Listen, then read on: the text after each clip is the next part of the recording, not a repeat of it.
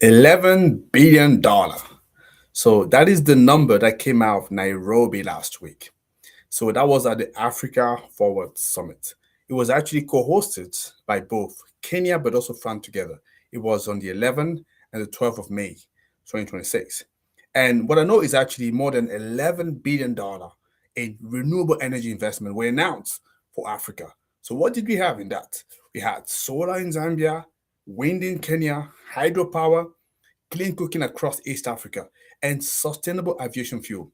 And on top of all of that, what we had is France announcing a broader 23 billion euros initiative with Africa. So that's around $27 billion. So, and that covers actually energy, artificial intelligence, agriculture. And the question that I have for you today is this Africa clean energy boom that we're expecting, or are we just watching here another false dawn? So to respond to your question, I invite you to stay put because we're going to discuss that in a few seconds. Okay? See you then.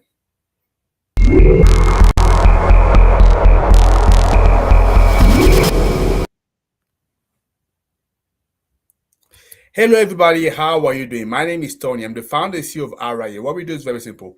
We raise awareness about renewable energy and sustainability. So if you are interested to break or to expand into Africa, we are your eco bridge to this market, and we can very much help you with visibility, leads, but also deals, right? Or if you're telling me, hey, Tony, you know what?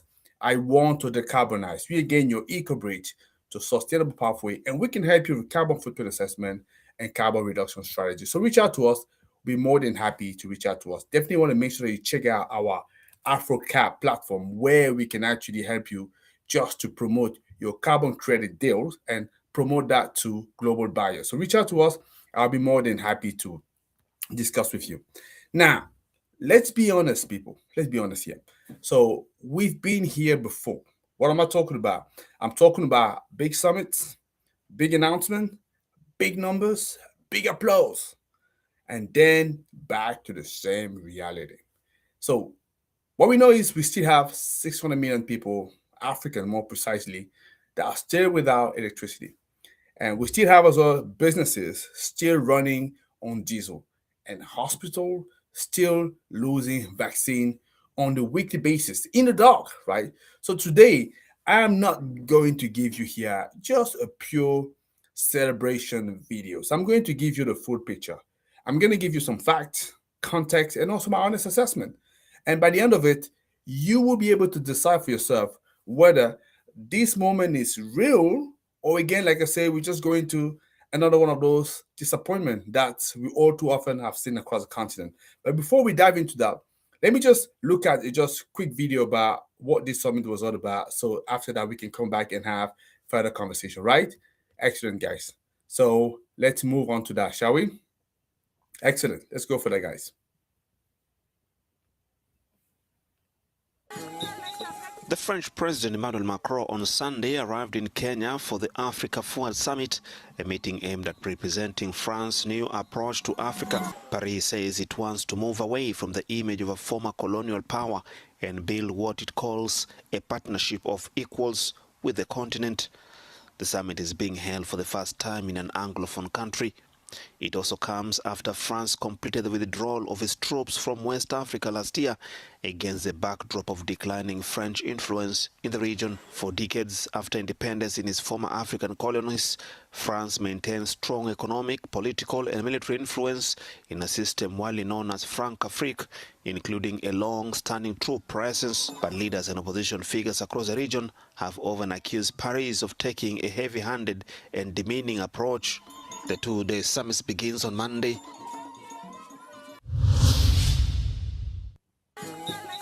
The French President Emmanuel Macron on...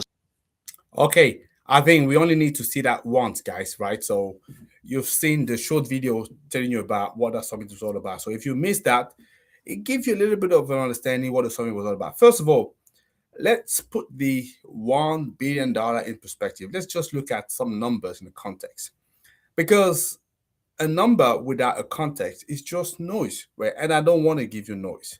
So according to the International Energy Agency, so the continent of Africa needs approximately 190 billion per year in energy investment by 2030. So this is if we want to reach the universal electricity access and meet the climate commitment. So let's think about that for a second. 190 billion per year. That's roughly, a little bit shy of 200 billions, right? And where is the current investment? Where are we? So the current investment, where it sits, we roughly 40, 50 billion annually. And most of that is just concentrated in, like say, usual suspect. It's a handful of countries. So which country are we talking about here? We're talking about South Africa, we're talking about Egypt, we're talking about Morocco, and we're talking about Kenya. And the rest of the continent just get a fraction of it. So when we're hearing about $11 billion announced in 1 week for one summit, guys, yeah, that is meaningful. It's movement, right? It's a signal. So we shouldn't be afraid to be saying that. But it's not transformation, or at least not yet. That's also the one thing I want to make clear with you here. Because here is the other number I want you to hold in your mind. So the continent of Africa hold about 60% of the world best resources. 60%, 60, that's what I'm talking about. And as of today, so the continent of Africa, in fact, the market, the solar market, represents about 3% of the global capacity installed, globally. So let me just say that again. 3% of the global solar capacity. So what we're talking about here, it's the continent with the most sun has the least solar. Look at the paradox here, right? The most sun, the least solar. And clearly we could say this is not a resource problem. This is more an execution problem, a capital deployment problem, and also a risk perception problem. And that's exactly where or what the $11 billion is actually looking to fix in here, right? Now, let me move to the part of history that we cannot ignore, right? So I've said that to you before. So we've been here in the past. But let me be a bit more specific so that you understand what I'm talking about here. In 2013, so we had the Obama administration. They launched a program, a big initiative called Power Africa. Some of you may remember. This was a commitment to add 30,000 megawatts of new generation capacity and connect 60 billion homes and businesses across sub-Saharan Africa. So it was big ambitions and clearly genuine intention, right, from President Obama and the program. And what is the reality? So what do we see? The reality is, come on, guys, let's be honest. There has been some progress made here. But 13 years later, what we can clearly say as well is the access gap remains massive. We can't sort of forget about that, right? It is massive. The grid is still fragile in many countries, including my own country in Cameroon. And millions still await, for that access to be connected to the grid and to get and also quality of power that they deserve. And before this program, the Power Africa that I'm talking about here, we had many other programs similar to that, right? We had the G8 Africa Action Plan. Before that, we had the UN Energy Initiatives. And all of these projects, they had bold targets, all with real funding commitment. And I'm not here sitting to you and telling you that those efforts failed completely. Some have made significant difference, right? Power Africa did. But the pattern is consistent enough to demand skepticism. And what am I talking about here? And I'm sure at least we would agree with that. Announcement is not execution. Pledge is not delivery. And also a press conference is not at all power. Those are just, I would say, big noise. But does it really translate into palpable, was it change on the ground? Not necessarily. And I say it not to be cynical. I said it because we've been building in this space for over a decade now. And I have had the privilege and the honor, obviously, to sit in rooms. I've seen the pipeline of projects that never reach financial close. I've seen as well investors who walking away because they would say the off-taker was not bankable. I've seen developers spend 3 to 5 years, even more than that, preparing a project and still not get the grid. Yeah. So I've known and I know the distance between 11 billion announced and $11 billion deploy. And I can tell you it's not a small distance. That's what I want to say here. So, having said all of that, right? So, the right question I'm sure you'll be asking me, okay, Tony, it's very good to be able to criticize, to point out, obviously, what works, what doesn't work. What are you suggesting, right? And that's a real question. And I'm happy for you to challenge me with that, right? By the way, I'm not sitting here saying that I know it all, right? Definitely not. This is just my observation that I'm sharing with you. And in fact, I invite you in the comments just to let me know whether or not you agree and how you can complement that. So, having said that, so why do I still believe that this moment still matter? I'm talking about the summit, why it matter. So, here is what I would say, something I feel is genuinely different right now. What am I talking about here? So, what we know is actually the cost of solar has dropped over 90% in the last decade. So this is not a talking point anymore, right?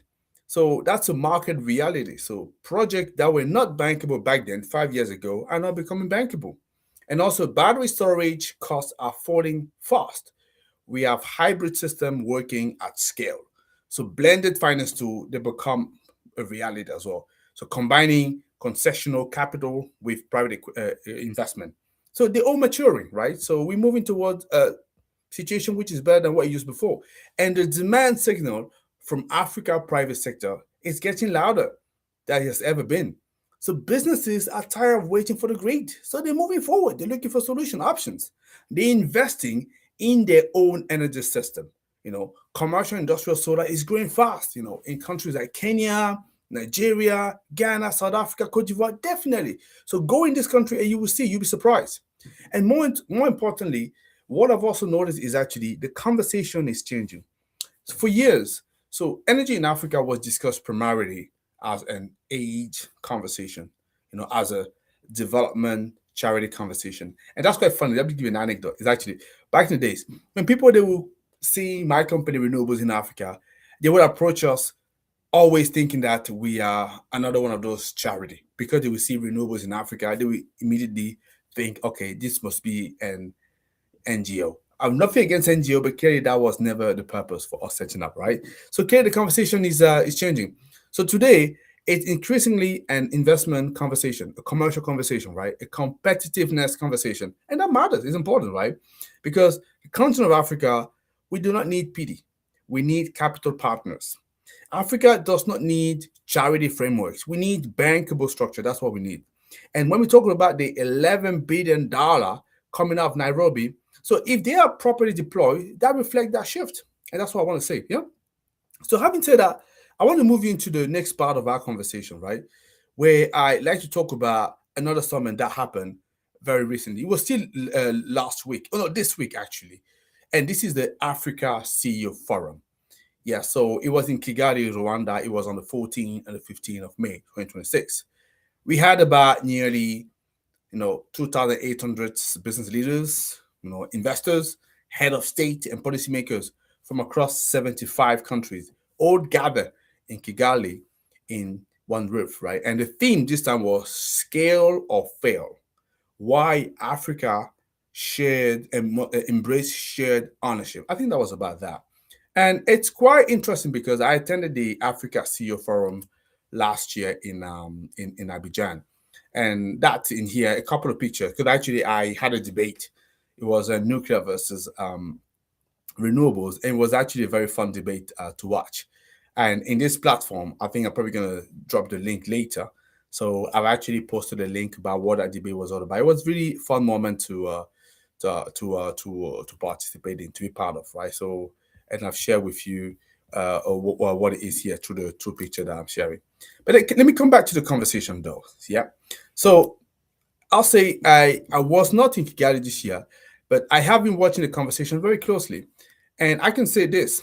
So that theme, scale or fail, it's for me the most honest thing that I've heard about Africa energy future in years. Because here is the truth, right? It could be uncomfortable, but there is the truth. So the continent of Africa does not need one solar project here and there or one wind farm here and there. What we need is scales because we have problems at scale, so we need solution at scale. So if we're not talking about scale, we're really not actually solving any problem here. And we need that scale, those projects to be coordinated, systematic, and regional, right? I think I've mentioned about that in the past two videos that I had. So we do not need any more isolated pilots. So we need national pipeline. So we do not need, foreign owned concessions. We need shared ownership. We need African pension fund. We need African banks. We need African developer. We need African engineers. And for me, if we're talking about these $11 billion coming out of Nairobi, going mostly to foreign developers, foreign equipment, and foreign debt, yet, we're not building yet. I mean, we definitely will be building some capacity here, but it does not build African energy industry. Let's be clear about that. I really have nothing against the foreigners, but it has to be looked at how could we really build the continent as well, right? So I think some people are talking about America first. Why not Africa first, right? And that's actually what we need in here. So scale or fail is not just for me a forum slogan. So it is for me a strategic choice that every government, so every investors, every developer working in African energy has to make right now. I would invite you to make that call. So having said that, so as I say, I like to bring as well my contribution to what I believe could help build the continent forward. So what has to happen for me for those $11 billion to become a real breakthrough? I think I can think now about five things that I want to expose to you. And like I say, I like to hear from you in the comment box, and you will tell me whether you share the same sentiment as me or you differ a little bit. So number one, I want to talk about bankable project, not just bold ideas. So money does not move without credible off-takers, transparent permitting, reliable demand data, or proper PPAs. So the pipeline of truly bankable project in Africa is still too thin. We need to fix that, clearly, yeah. The second thing I would talk about is green investment. That I know is an unsexy priority, yeah, but still, everyone will talk about more solar farm, wind park, but if the transmission lines are weak, if the substation cannot handle the load, if the distribution network breaks down every week, none of it matters, guys. None. You're going to be stranded. So we need definitely great infrastructure. And we know it's not exciting, but it's essential. So we need to build that. So the third thing I want to talk about in here, I want to talk about storage and reliability. That's important as well because renewable energy must become reliable energy. That means battery, hybrid system, demand flexibility, and also smart grid management. So the technology is here. The financing model needs to follow, right? That's what we can talk about. And fourth, I will talk about productive use of that energy because power that lights home is not enough. We know that. We've done that for years by now. So we need to power factories, cold chain, hospital, schools, agro processing, data centers, SMEs. The energy transition in Africa must be an economic transition, not just a climate transition, over what it will fail. And in five, and I love that part. I kept it for five because it's so important for me. So, African ownership. Let me just repeat African ownership because we want local developers, local financier, local engineer, African pension fund deploying African capital into African infrastructure. Because if you don't even believe in your own land, why do you want other people to come and believe in it and take risks for you? It doesn't make sense. Because if foreign partner bring technology and capital, this excellence is welcome. But the ownership model must be partnership, not dependency. Yeah, that's why we're talking about scale of fail. It's such an important message. So, having said all of that, let me just sort of bring you a little bit to towards the end in here, right? I want to deliver to you or give it to you my honest feedback. So, are we talking about with this summit, so Africa Forward Summit, the first one? Potentially, I can add the scale of fail for Africa CEO Forum. So, is it another boom or a false dawn?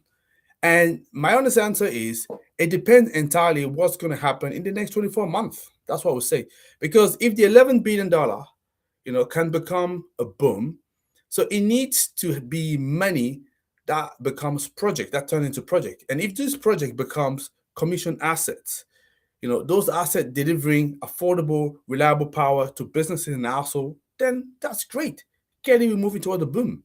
If we see African companies so meaningfully be part of the supply chain, if government hold a side of the deal, stable policy, faster permitting, bankable utility, clearly we're moving towards the boom. But if the $11 billion becomes another false dawn, that means we get stuck again in yet another, I would say, accountable, MOUs, feasibility studies, currency hedging negotiations, and political delays. This is where we're moving toward like a false dawn. And we have had in Africa enough of those beautiful promises. What we need right now and what we deserve right now as a continent is electron delivered, period. We need grid strengthened, businesses powered, community connected, job created. That's what we need. And I would say it very clearly. So the success or failure of this moment will not be measured at the next summit. No, okay, no. It will be measured most likely in the next 2 to 3 years time, where we have megawatts commissioned, factories running clean power, diesel generators switch off, and grid connection made. So that is for me the only scorecard that really counts, right? So, having said all of that, so I'm just going to wrap it up in closing here and say that if you're working in African energy as an investor, a developer, a business owner, a policymaker, so I want to ask you one question just to finish off, right? Because I know I've been here for a little too long. So, what is the one thing that needs to change in the next 12 months if you want to see those $11 billion to become real? I wanted to drop the answer as well in the comment box, and I will read every single one of this, right? So that'd be great. And if you find some kind of value in this video, so I'd like you to share with someone that needs to hear it, because the continent of Africa, the energy future that we need, will not be built by those just watch from the sideline. It will be built by those who understand the game and choose to play it well, right? So that's my mission for you. So hopefully you find it interesting. I see you next week, guys. Have a beautiful week. Take care. Bye bye.